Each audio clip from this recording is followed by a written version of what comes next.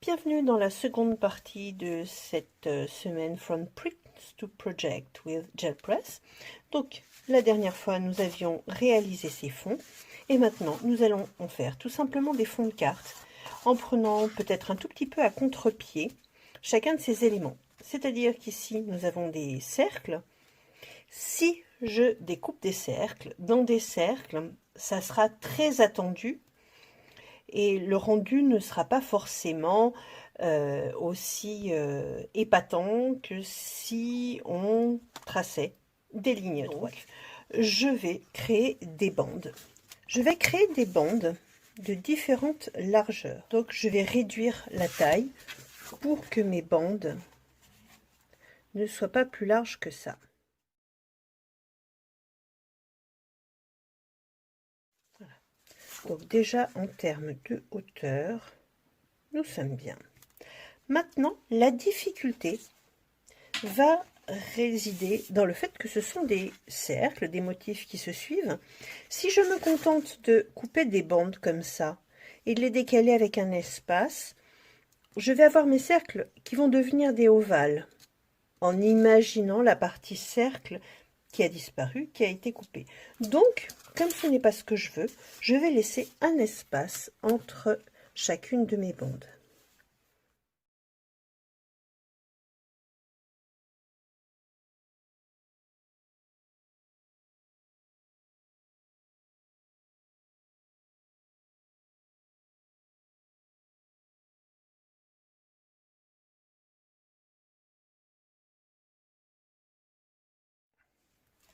Avant de coller mes bandes, je vais donner un petit peu de contraste et de couleur à chacune de mes bandes. Pour donner du contraste, je vais dans une couleur diamétralement opposée, c'est-à-dire du bleu.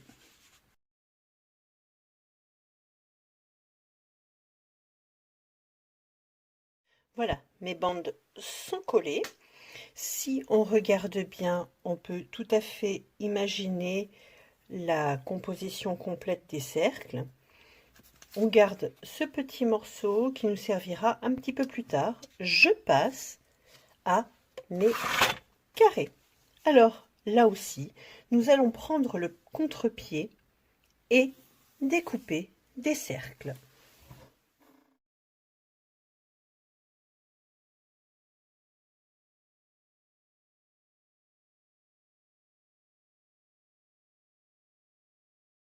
J'ai perforé des cercles de plusieurs tailles pour donner encore plus de cercles dans ce peu de cercles que nous avons.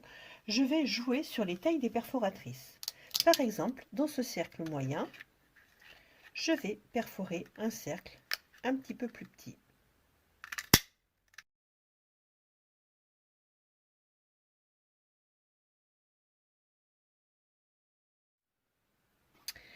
Et comme j'ai retiré des cercles, je peux encore les réduire.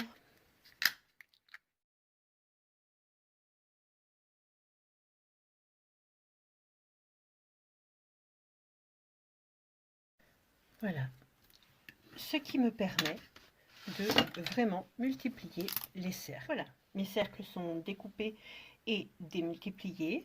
Je vais maintenant commencer à les disposer. Alors je travaille du plus grand au plus petit.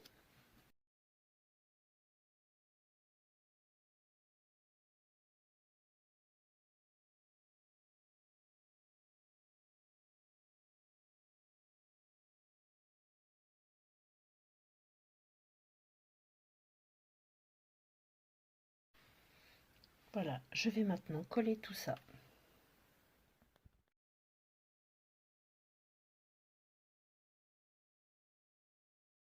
Dernier fond, nous avons ces bandes qui me font penser à des planches. Ça me fait penser à une petite palissade. Alors, je vais accentuer l'effet palissade à l'aide d'une petite boisette. Je vais prendre de la peinture acrylique blanche, je vais légèrement la diluer Je ne veux pas quelque chose de trop marqué. Et je vais faire ce que l'on appelle un petit lavis.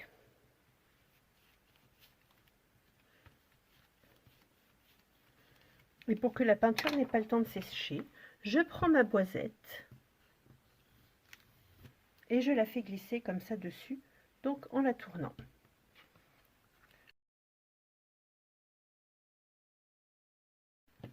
Et voilà, nous avons notre effet bois. Et je laisse sécher. Voilà, mon faux bois est sec. Je vais accentuer les nervures du bois à l'aide d'encre Distress.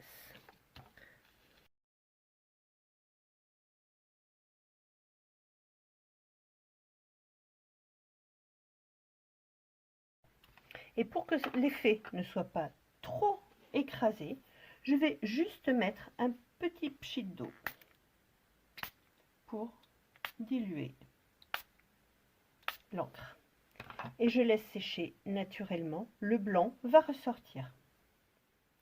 Maintenant que mon encre est sèche, je vais découper les bandes de différentes largeurs pour créer une réelle palissade.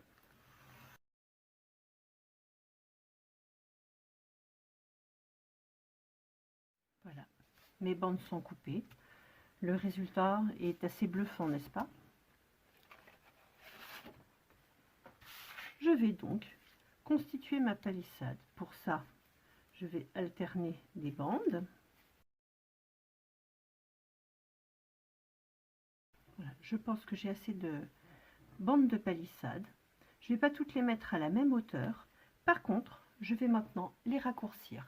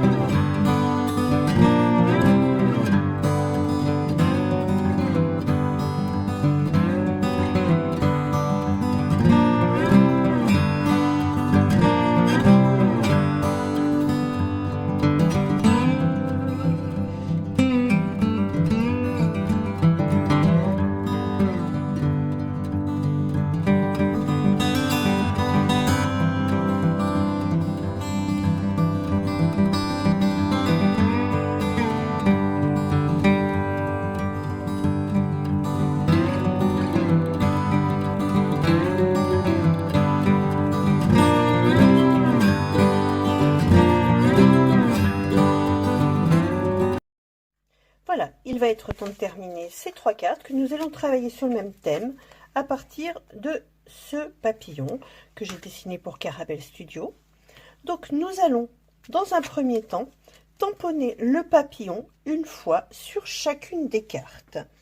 Pour ceci, nous allons prendre de l'archival, puisque cette encre tient sur les supports non poreux.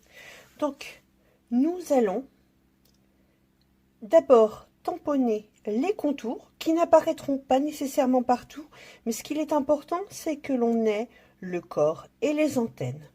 Donc, je vais positionner mon tampon de façon à avoir... Là, j'ai peur qu'on n'ait pas les antennes, donc je vais le positionner comme ça. Et la ligne centrale fera que l'on verra le corps et les antennes.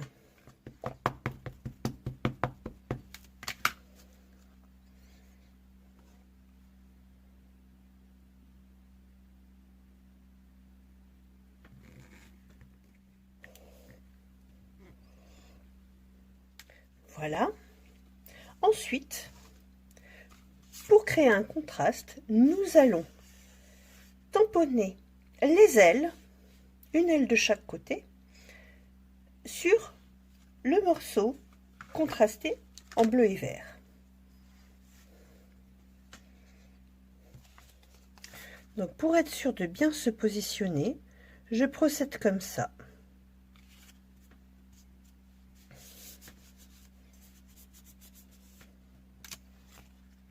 Voilà. Et ensuite, je détournerai l'aile que je positionnerai ici. Mes ailes sont collées. Je réaccentue certaines des lignes de mon tampon à l'aide d'un stylo gel blanc pour que ça ressorte un peu mieux. Ça dépasse, c'est pas grave. Ça donne un côté un petit peu grungy. Et puis j'accentue comme ça les contours. Même si ça dépasse, l'idée étant de donner un petit peu de lumière sur ce noir et faire ressortir encore plus les couleurs vives.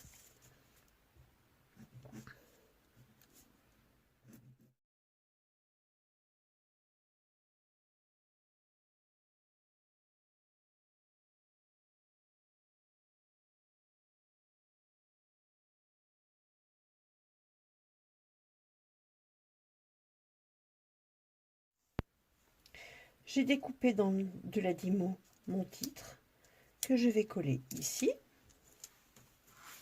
Je vous montre les autres versions de la même façon. J'ai fait les contours de mes anneaux et marqué les grandes lignes comme ça.